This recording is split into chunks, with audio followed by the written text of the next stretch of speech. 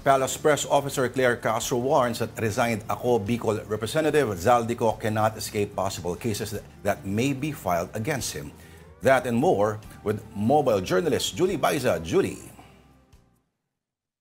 Lord Denise, naniniwala nga ang palasyo na dapat humarap sa mga ibinabatong alegasyon laban sa kanya si resigned Ako Bicol Party List Representative Zaldico. Kasunod nga yan ng anunsyo ng resignation ni Ko kahapon. Sabi ni Palace Press Officer Claire Castro, kung magkakaroon at maisasampa ang kaso laban kay Ko, hindi niya ito matatakasan o matatakbuhan. Mas maganda nga raw na ipaglaban ni Ko yung kanyang karapatan at ang katotohanan na nakabase sa ebidensya. Kung hindi raw kasi sasagutin ni Ko, lalabas lamang na guilty siya sa mga ibinabatong alegasyon. Doon naman sa Blue Alert Notice na hiniling ng pamahalaan para matukoy yung kinaroroonan ni Ko, naghihintay pa rin daw ng feedback or response ng Department of Justice kung anong magiging sagot ng Interpol. Hindi naman napag-usapan sa isinagawang LEDAC meeting ngayong umaga dito sa Palasyo yung usapin kay Ko, nag-meeting kasi yung mga leader ng Kamara ng Senado at kasama si Pangulong Bongbong Marcos. Kasabay nito, nagsalita rin ng palasyo sa pagkakatalaga kay retired PNP Chief General Rodolfo Azurin Jr. bilang Special Advisor at Investigator ng ICI, kapalit nga ni Baguio City Mayor Benjamin Magalong. Ayon daw sa Pangulo, ang pagkakapili kay Azurin ay base sa kanyang karanasan, wala daw komplikasyon dahil hindi naman siya isang politiko.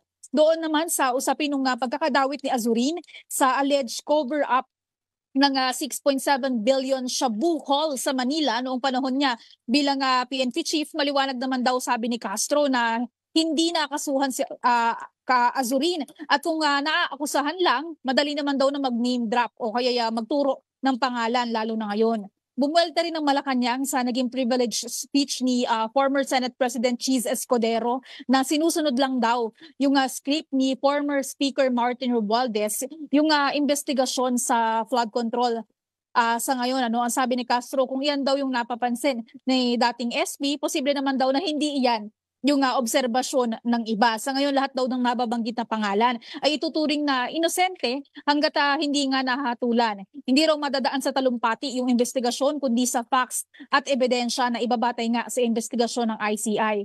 Sinagot din ni Castro yung alegasyon ni Vice President Sara Duterte na hawak at kontrolado ng Pangulo. May yung ICC sinabi pa ng Bise na flood waters of truth and accountability will flow all the way to Malacanang. Ang sabi ni Castro, mismo ang Pangulo nga daw yung nag-utos ng investigasyon doon sa nagaganap na korupsyon. Ang buwelta pa niya, huwag daw sanang ipahid ng bise sa Pangulo yung mga nagaganap ngayon. Hindi raw maibabaling ni VP Sara at malilinis yung mga akusasyon at pag-amin ng kanyang ama na si dating Pangulong Rodrigo Duterte sa di umano'y pagnanakaw sa taong bayan. Ang sabi pa ni Castro, tila daw puro paninira or walang alam ang Vice Presidente kundi sirain ang pangalan ng Pangulo.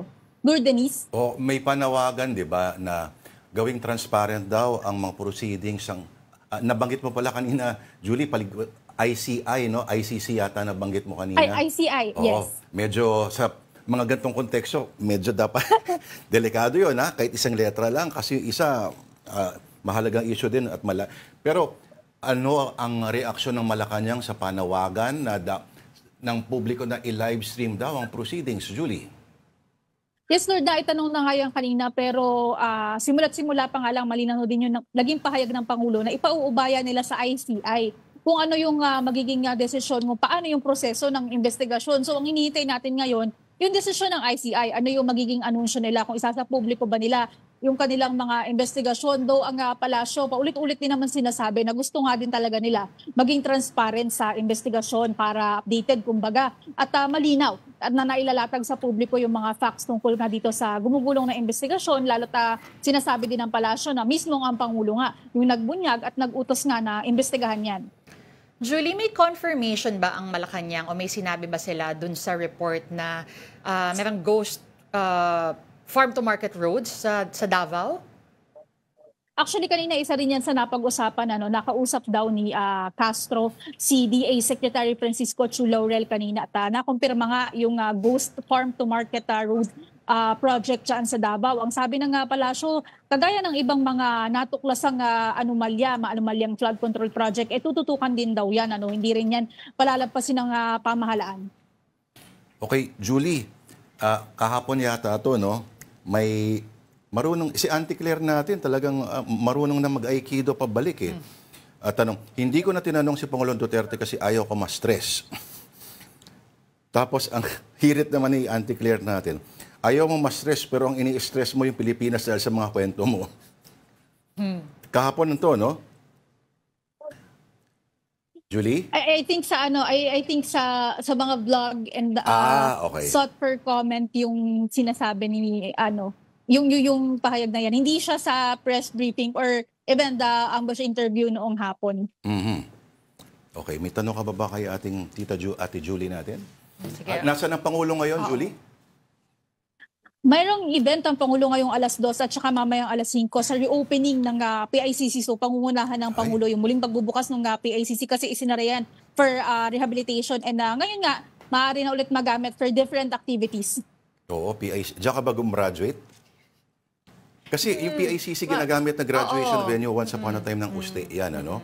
Tapos, si Madam Imelda, kasama yan sa buong CCP complex sa proyekto ni Madam dati. No? At saka yung Miss Universe, may ginanap din na Miss Universe before, Sa may way back. Oo. Yun, sa Folk Arts, Coconut Palace, yung buong complex na yan talaga. Pati yung hotel dyan eh.